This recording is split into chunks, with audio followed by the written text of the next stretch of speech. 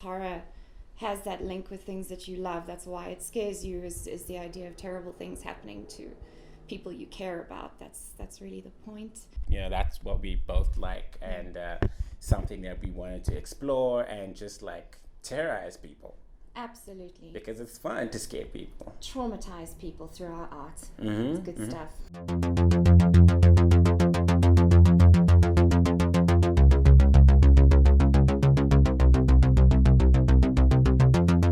My name is Lungile Mayindi. I am a writer, director, and this is my friend Runge. I'm a dark fiction author. And we are the creators of a short film called Good Help. Yes. And it is based on a short story that Karen wrote. Good Help appeared in Shock Totem issue number 9 quite a few years ago. I forget when. We're excited to share our journey about how we made the short film, how we collaborated, because we're both horror fiends. Mm-hmm. And we want to let you know about the journey and the process of making the short film. I wrote Good Help as part of a workshop with Jack Ketchum. It was the first time I'd ever done an online writing course of any type.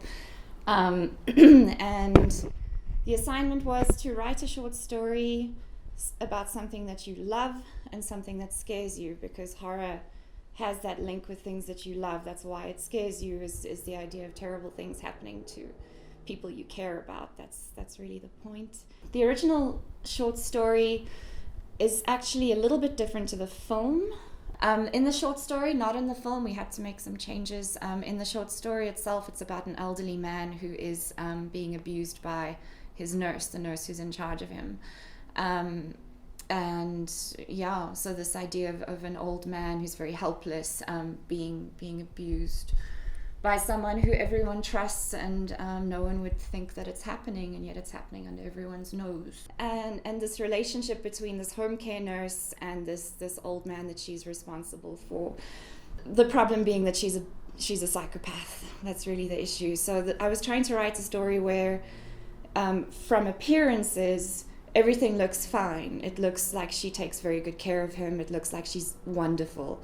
When actually behind the scenes, she's just torturing him in these very insidious ways. And she gets a real kick out of that.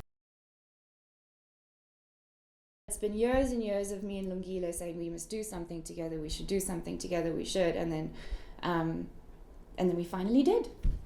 Yeah. And it was awesome, and because I also realized that we had like a really deep love for horror movies. That's what we both like, and something that we wanted to explore and just like terrorize people.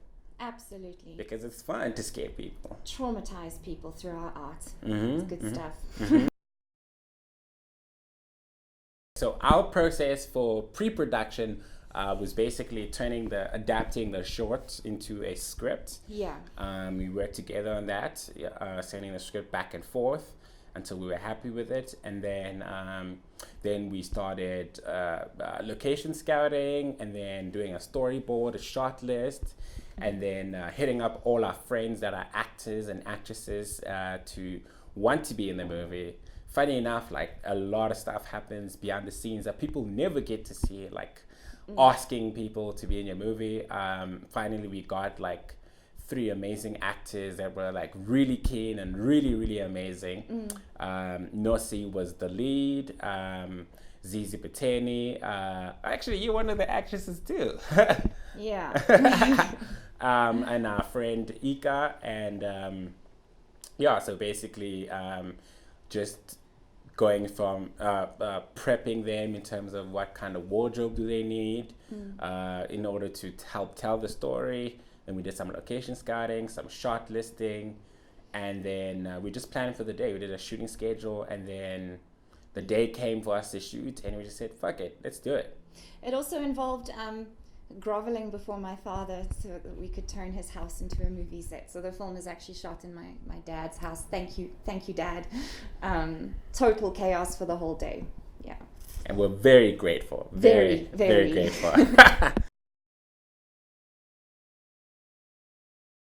We had to do quite a bit with that because we had to keep changing. We had to change the original story quite a bit to fit what we had available. We couldn't act with an old disabled man, so we had to use Ika, who was amazing. My goodness, was he incredible. So there's a lot of tweaking in that, lots of back and forth for quite a while, and then once we had our script happen, we still made changes to the script even the day before. Yeah. Even on the day, actually. Even on the day. But yeah, we had a good foundation and a good working relationship, and it was fun. Everyone wanted the film to be the best that it could possibly be, and we're really excited to bring it to you guys in 4 weeks' time. 4 weeks. In my interpretation of the story is that, or how I think the story is relevant and how it actually scares me, is that we have a home care nurse who's taking care of someone who is disabled, and he is torturing this person, and the family doesn't even know. And to me, what I thought of as we were making this movie and the whole process, there were actually some news about these nurses that were beating up kids in kindergartens here in South Africa. I forgot what the town was, and it's very scary to know that someone that you love can be mistreated in such a terrible way, and those people are not even able to speak up for themselves. So it's a very scary, cautionary tale in terms of you need to know who's looking after your loved one, whether it's your kids or your parents that are much older, because there are some pretty fucked up people out there. There definitely are, and that's quite an issue in South Africa in particular. You're always hearing stories about these abusive nurses, and it's really scary stuff. And I think that's also why this kind of story is important.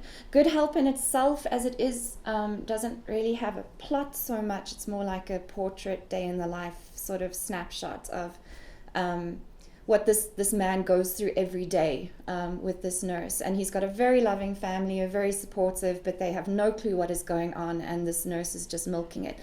I spoke to you quite a bit about how important it is that the nurse herself is actually very attractive, so that she's quite disarming, and people definitely don't expect a beautiful girl to be evil, which is an idea that I really don't like. I think it's important that people are aware of the fact that evil can take any form, any shape, and you need to keep your eyes open in this kind of scenario. So Good Help in that respect is, as Lungile says, more of a kind of cautionary tale. That's really the soul of it, the point of this story.